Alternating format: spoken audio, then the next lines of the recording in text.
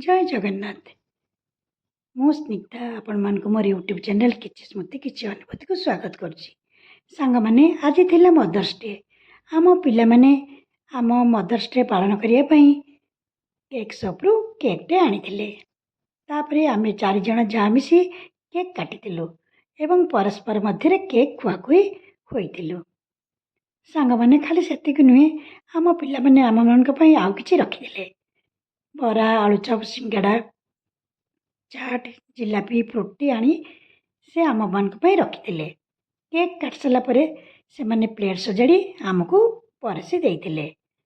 तापरे आमे चारिजा मिसी गपसप करी खाइथिलु। सांग माने पिला मानकर एभली व्यवहार आम मान बहुत खुशी देइथिला। तापरे आमे भगवान निकट प्रार्थना करथिलु आमे माने जेमती चारिजा मिसी चलुचु आम पिला माने मध्य सेमानक मध्यरे सेमती भाई भौणी भाव में खूब भल संपर्क रखी चलतु। भगवान से दीर्घायु करंतु सद्बुद्धि दियंतु। यही थिला हमर भगवान निकट प्रार्थना।